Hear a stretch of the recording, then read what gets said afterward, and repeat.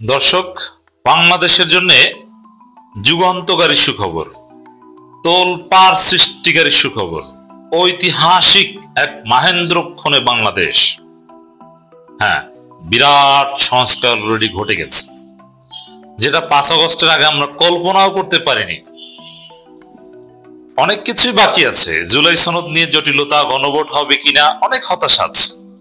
কিন্তু তার মধ্যেও বিএনপিকে উপেক্ষা করে, এস্টাবলিশমেন্টকে উপেক্ষা করে অনেক সংস্কার ঘটেছে।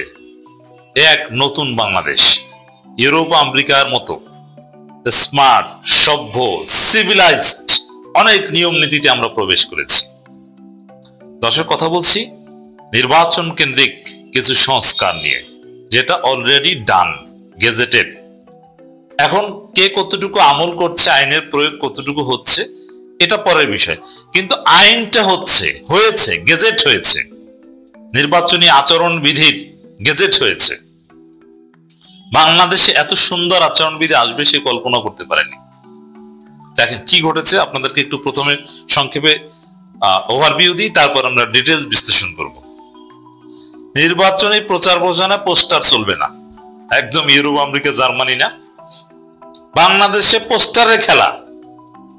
ঢাকার শহরে গেলে দেখবেন শুধু বিএনপির বিলবোর্ড আর বিলবোর্ড। প্রত্যেকটা শহরে বিলবোর্ড দেখলে মনে হবে বিএনপি ছাড়া কেউ নেই, অথচ জনগণের ভোটের মধ্যে তারা শূন্য। এর মানে এই বিলবোর্ড টিলবোর্ড এগুলো চলবে না। একটা নির্বাচনী এলাকায় সর্বোচ্চ 20টা বিলবোর্ড লাগাতে পারবে, তাও কতটুকু size, 16 feet by 12 feet by এরকম একটা মাপ ঠিক করে দেওয়া হয়েছে। এখন ঢাকায় একটা নির্বাচনী এলাকায় আপনি বিলবোর্ড পাবেন কমপক্ষে 10,000, সেখানে থাকতে পারবে মাত্র 20টা।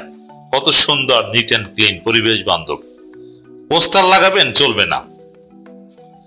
লিফলেট, অমুক তমুক, উপরে পলিথিন, পিভিআর, মানে পরিবেশ বিরোধী নানান উপাদান ব্যবহার করবেন, পারবেন না। শোডাউন দিবেন, মাস্তানি করবেন, পারবেন না। নির্বাচনে ইশতেহার ঘোষণা করবেন এক মঞ্চে। দেখেন কত সুন্দর। বাংলাদেশে নির্বাচনে পারলে একে অপরকে হত্যা করে। বিএনপি 2 গ্রুপ, এক গ্রুপ কারা গ্রুপকে হত্যা করে। বিএনপি স্বতন্ত্র প্রার্থী ভার্সাস বিএনপি দানের শেষে প্রার্থীর মধ্যে রক্তারক্তি হবে। সেখানে নিয়ম হচ্ছে এক মঞ্চে আপনাকে প্রচারণা চালাতে হবে, এক মঞ্চে ইশতেহার ঘোষণা করতে হবে। শোডাউনের লিমিট, টাকা খরচ করার লিমিট সবকিছু বেঁধে দেওয়া হয়েছে। আপনি ফেসবুকে উল্টাপাল্টা যা ইচ্ছে তা করতে পারবেন না। আপনি উল্টাপাল্টা করবেন, আপনি প্রার্থীতে থাকবেন, আপনার 6 মাসের জেল হবে, জরিমানা হবে। জেল, জরিমানা, প্রার্থীতা বাতিল, এটা হচ্ছে সবচেয়ে বড় শাস্তি। এটা এক নতুন বাংলাদেশ না? আরো অনেক কিছু আছে। দেখেন, বাংলাদেশের চিরচারিত নির্বাচন মানেই পোস্টার, অমুক তমুক, মারামারি কাটাকারি না, এগুলো বন্ধে সর্বোচ্চ পদক্ষেপ নেওয়া হচ্ছে। অসাধারণ কিছু চূড়ান্ত সিদ্ধান্ত আমরা পেয়েছি, অলরেডি গেজেট হয়েছে। আসন্ন জাতীয় সংসদ নির্বাচন উপলক্ষে রাজনৈতিক দল ও প্রার্থীর আচরণ বিধিমালা গেজেট প্রকাশ করেছে নির্বাচন কমিশন। আচরণ বিধিতে প্রথমবারের মতো নির্বাচনী প্রচারে পোস্টার ব্যবহার বন্ধ করা হয়েছে। কেমন লাগছে, মজা না? এটি হচ্ছে আমরা সত্যি এক নতুন বাংলাদেশে প্রবেশ করেছি। 5 আগস্ট হাজারো জনতার রক্তের বিনিময়ে একটা নতুন বাংলাদেশ পেয়েছি, সেই আলামত স্পষ্ট। এইভাবে এগুলো যেরকম হচ্ছে বিএনপির আপত্তি সত্ত্বেও, ঠিক তদ্রুপ জয় সনদ বাস্তবায়ন হবে বিএনপির নোট অফ ডিসেন্টকে জয় বাংলা করে দিয়ে। এক মঞ্চে প্রার্থীদের ইশতেহার ঘোষণা সহ আচরণবিধি মানতে দল ও প্রার্থীর অঙ্গীকারনামা দেওয়ার বাধ্যবাধকতাও রাখা হয়েছে। মানে উল্টোপাল্টা করলে আপনি নির্বাচনই করতে পারবেন না। এগুলো মানবেন, এটা আপনাকে আগে প্রমিস করে যেতে হবে। মজা না? আচরণবিধি ভাঙলে ব্যক্তির জন্য সর্বোচ্চ 6 মাসের কারাদণ্ড, 1.5 লাখ টাকা জরিমানা এবং দলের জন্য 1.5 লাখ টাকা অর্থদণ্ডের বিধান রাখা হয়েছে। বিধান লঙ্ঘনে আরপিওতে প্রার্থিতা বাতিলেরও বিধান রয়েছে। ভোটের প্রচারে ড্রোন ব্যবহার করা যাবে না। আচরণবিধিতে নিষেধাজ্ঞা দেওয়া হয়েছে বিদেশ প্রচারণা। দেখেন, এখানে নির্বাচন কমিশন বা সুষ্ঠু নির্বাচন হচ্ছে কিনা এগুলো তদারকি করার জন্য ড্রোন ব্যবহার করা যাবে না, এটা কিন্তু না। প্রার্থীরা ড্রোন ব্যবহার করতে পারবে না, কিন্তু কর্তৃপক্ষ চাইলে করতে পারবে। একজন প্রার্থী তার মানে আপনি চুরি করছেন কিনা এটা ধরার জন্য ড্রোন ব্যবহার করা যাবে, কিন্তু আপনি প্রার্থী আপনি পারবেন না। আমরা একটু ধীরে ধীরে ডিটেইলস বিশ্লেষণ করব। এক মঞ্চে ইশতেহার ঘোষণা, বিধিমালা লঙ্ঘনের প্রার্থিতা বাতিল, এই শিরোনামে আমার দেশ রিপোর্ট করেছে, ভিতরে আরো অনেক সংস্কারের কথা আছে। এটি একটা নতুন বাংলাদেশ। এই সংস্কারগুলো যেন সবাই আমল করে, আমল না করলে তো আপনার প্রার্থিতা বাতিল। এইগুলোর কারণেই প্রফেসর ইউনূস সরকার বারবার বলছেন যে বাংলাদেশের ইতিহাস সবচাইতে বেস্ট নির্বাচন হবে আগামী নির্বাচন, আমরা চাই সেটা। আর এই যে সংস্কারগুলোর কথা বললাম, যেটা অলরেডি পাশ হয়ে গেছে, এবং এর আগে আর একটা সংস্কার, ছোট দলগুলো নিজ দলের প্রতীকে নির্বাচন করতে হবে, বড় দলের প্রতীকে নির্বাচন করতে পারবে না, এটাও কিন্তু ফাইনাল হয়েছে। বিএনপি ঠেকাতে চেয়েছে। প্রত্যেকটা সংস্কার বিএনপির বিরুদ্ধে যাবে, কারণ ভালো যে কোনো কিছুই বিএনপি মানতে পারবে না। কারণ এই যে পোস্টার, ব্যানার, শোডাউন, অমুক তমুক, হাবি জাবি, সবকিছুতে বিএনপি লাভ। কারণ বিএনপি রাজনীতি করে, অপরাজনীতি, এগুলো বাতিল। বিএনপির সামনে ভালো হয়ে যাওয়া, বা যে কেউ নির্বাচনে জিততে চাইলে ভালো হয়ে যাওয়া ছাড়া কোনো উপায় নেই। জামাতের যেসব দুর্বলতা, জামাতের অনেক ক্ষেত্রে আমরা বলি, ঢাকায়, বরিশালে, খুলনায়, যে কোনো জায়গায় যান, যে বিএনপির প্রত্যেক 100 ব্যানারের 100 ডিজিটাল ব্যানারের বিপরীতে জামাতের একটা পাবেন। জামাত এত পিছিয়ে কেন আমরা বলি না, না ওগুলো আপনি থাকবেই না। অতএব জামাত ঠিক আছে, ওগুলো দেখে ভোট হয় না।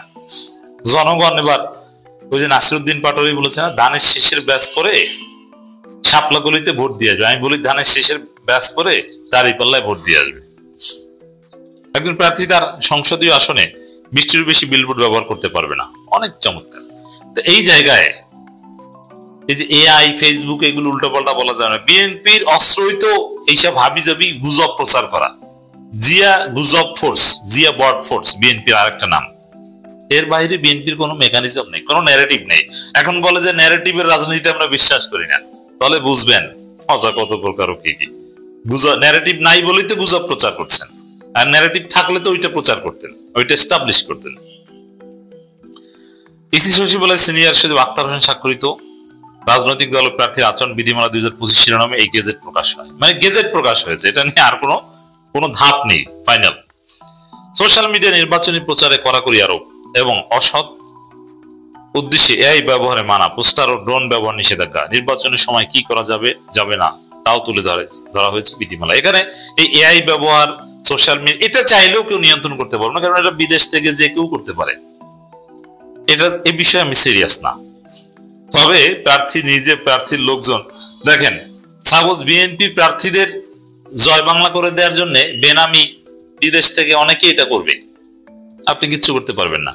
প্রতিপক্ষ প্রার্থীর সাথে এর কোনো সম্পর্ক থাকবে না।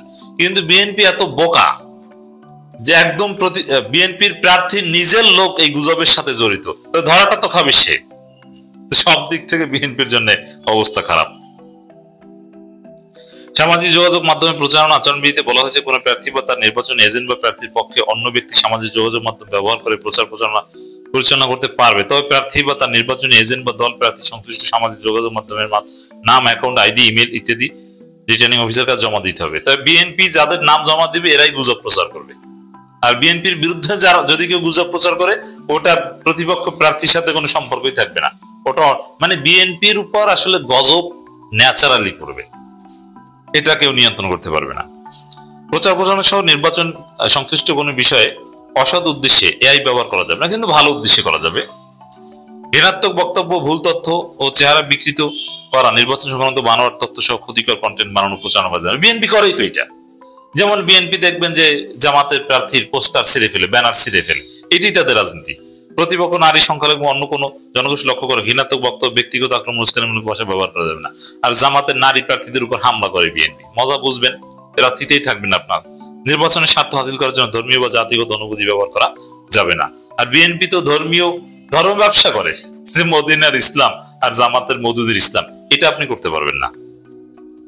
তো ওভারঅল এই যে কয়টা বললাম, এটা এক নতুন বাংলাদেশের আলামত। এবং এই যে বিলবোর্ড 20টা ব্যবহার করতে পারবেন, 16 ফুট বাই 9 ফুট, চমৎকার। এবং অন্য কোনো আলোকসজ্জা আপনি অতিরিক্ত ব্যবহার করতে পারবেন না। এবং বিএনপি এই চিল্লায়, শুধু চিল্লায়, এই চিল্লিও তেমন করতে পারবেন না। আপনি যে মাইক ব্যবহার করবেন 60 ডেসিবেলের বেশি শব্দ রাখতে পারবেন না, একদম সফট। আর বাংলাদেশে 100 ডেসিবেল মাইক ব্যবহার করে বিএনপি, জামাতও করে, কিন্তু জামাত যে কোনো কিছু খুব সহজে মেনে চলতে পারে। ব্যানার, ফেস্টুন, লিফলেট, পলিথিনের আবরণ এবং প্লাস্টিক, পিভিসি ব্যানার ব্যবহার করা যাবে না। প্রচারে পরিবেশ বান্ধব সামগ্রী ব্যবহারে জোর দেওয়া হয়েছে।